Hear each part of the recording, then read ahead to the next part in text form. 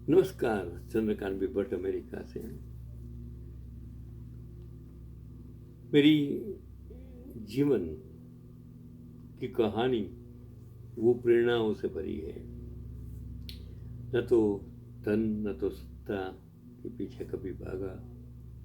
और मैंने जब भी समझना सीखा तब से आज तक मैंने यही सीखा कि मैं सिर्फ पैदा हुआ हूँ लोगों के लिए, मेरे लिए नहीं। अगर आपको ईश्वर में सच्ची श्रद्धा है, भक्ति है, तो अच्छा कर्म करिए, दूसरों को मदद करिए, छल कपट से मुक्ति पाइए, ईमानदारी से जिए। अगर सेवा करनी है तो, और अगर आप में सच्ची ईमानदारी है, काम करने की दगश है, तो ईश्वर जरूर आपको साथ देगा। मैं एक कहानी कहता हूँ, सच्ची कहानी। पेट्रिशिया नारायण 50 पैसे में समोसा बेचने से 100 करोड़ की मालिक तक का उसका सफर।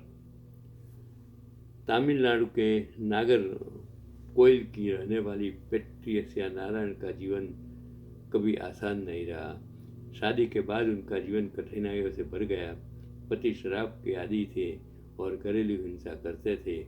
मजबूर होकर पेट्रिशिया ने अपने 2 छोटे बच्चों के साथ मायके छोड़ने का लौटने का फैसला किया। हाथ में न पैसे थे न स्थायी काम, लेकिन उन्होंने हार नहीं मानी और अपनी जिंदगी को नई दिशा देने का निश्चय किया। शुरुआत में उन्होंने घर पर अचार और जैम बनाना शुरू किया और आसपास बेचने लगी।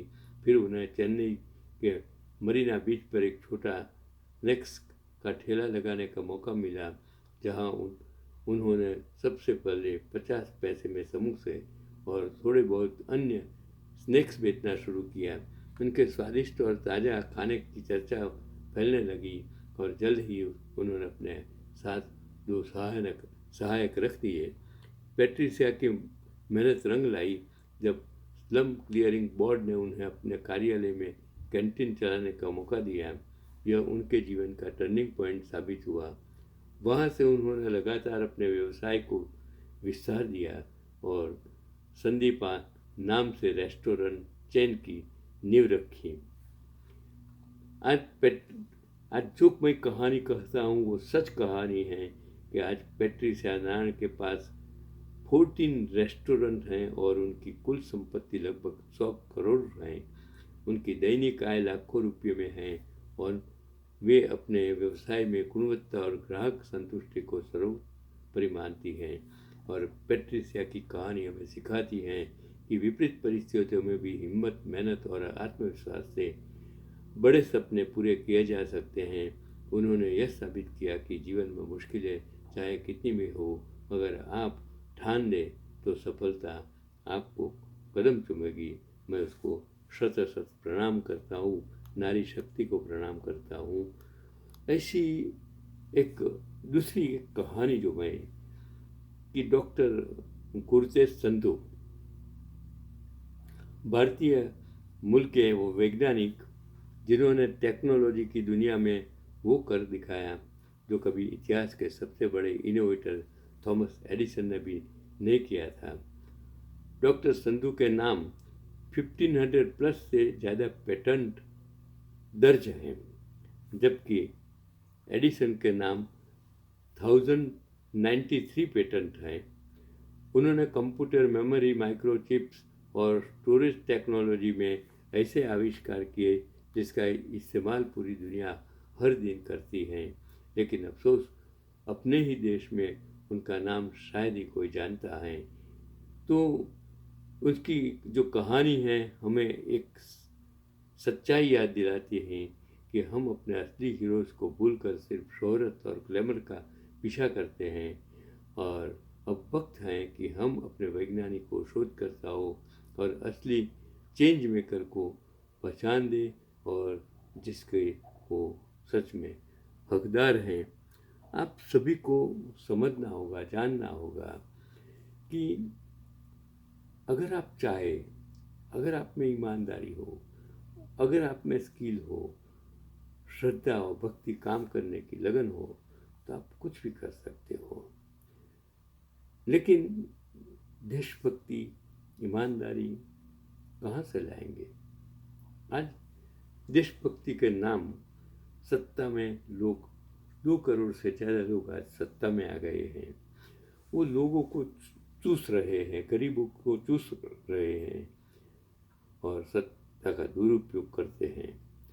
उनकी बजाय जिन लोग ये देश के लिए करते हैं, अपना गुजारा ईमानदारी से करते हैं, एक दूसरे को मदद करते हैं, शायद हमें उनको बिरदाना चाहिए। यही आज का पैगाम है। मैं एक और कहानी आपको, आप हिंदू मुस्लिम में उलझ जाते हैं, हम प्रादेशिकतावाद में आज उलझ जाते हैं। इसकी वजह से मैंने आज 3 अलग अलग प्रकार की कहानियाँ आपके सामने रखने की कोशिश की है कि एक बरेली में बाइक मैकेनिक का 10 साल का बेटा मोहम्मद हन्नान अपनी माँ के साथ घर जा रहा था और उस सड़क पर 5 लाख रुपये का बैग पड़ा मिला। उसने बैग खोला, नोटों से कई बंडल पाए। बैग के मालिक की प्रतीक्षा में वहीं रुक गया और बैग मालिक को लौटा दिया। 10 साल के मासूम हन्नान को रास्ते में 5 लाख रुपये से भरा बैग मिला था। यह बैग मिलने के बाद हन्नान ने लेकर रुपयों के मालिक की काफ़ी तलाश की, मगर वह नहीं मिला। इसके बाद उसने यह बैग अपनी माँ के हाथ में रख दिया, मगर माँ ने भी ईमानदारी की मिसाल कायम की। उसने तुरंत बेटे को रुपये के भरे मालिक को देने की सलाह दी। माँ के कहने पर वह दोबारा वही बैग लेकर पहुंचा जहां बैग पड़ा मिला था। काफ़ी देर तक धूप में खड़े होकर इंतजार किया। इसके बाद बैग का मालिक पहुंच गया। उसने ठेकेदार को बैग सुपुर्द किया। कैट थाना क्षेत्र की ठिरिया निजावत खां के हन्नान के पिता ऑटो मैकेनिक हैं, जिसके चलते परिवार की आर्थिक हालत बहुत अच्छी नहीं है, मगर साबरी पब्लिक स्कूल में कक्षा 6 में पढ़ने वाले हन्नान की ईमानदारी की तारीफ नगर पंचायत ही नहीं, आस पास पड़ोस के गांव में भी हो रही है। हन्नान ने बताया कि उसकी माँ ने पैसे खोल कर देखे जरूर थे, मगर नोटों के बंडल देखने के बाद बोली, जिसके यह गिरे होंगे उसका क्या हाल होगा। यह सोचकर तुरंत बेटे को वापस बैग देने के लिए भेजा और मोहम्मद हन्नान की ईमानदारी को मैं शत शत सलाम करता हूँ। मैंने आज जो 3 कहानी आप तक पहुँचाने की कोशिश की, उसमें सिर्फ ईमानदारी, सिर्फ देशभक्ति, सिर्फ कुछ करने की लगन इतनी भरी पड़ी है। तब हम ये राजकीय वोट बैंक की राजनीति में इतने उलझ गए हैं। आज सोशल मीडिया पर जो मीडिया आज इतना इतना गिर गया है कि हम युवाओं को गलत रास्ते, गलत सलाह, गलत तो इन्फॉर्मेशन देकर मिसगाइड करते हैं। उसमें से हमको बचने की ज़्यादा ज़रूरत है। यही मेरा आज का पैगाम है। चंद्रकांत भट्ट अमेरिका से आपको यही कहता है कि बेरोजगारी से लड़ो, महंगाई से लड़ो, अच्छी सस्ती स्वास्थ्य और शिक्षा के लिए लड़ो, गरीबाई दूर करने के लिए, गरीबों को दूर करने के नहीं, गरीबाई दूर करने की। और जो माले तुजार हैं, जो सत्ता में बैठकर गलत करते हैं, उसको पाठ सिखाने की भी आप नियत रखो। अगर वो नहीं करेंगे, देश का युवा धन नहीं बचेगा, लोकशाही नहीं बचेगी। फिर हमें मुगल और अंग्रेज का शासन नहीं लाना है, तो आपको उससे बचने की ज़रूरत है।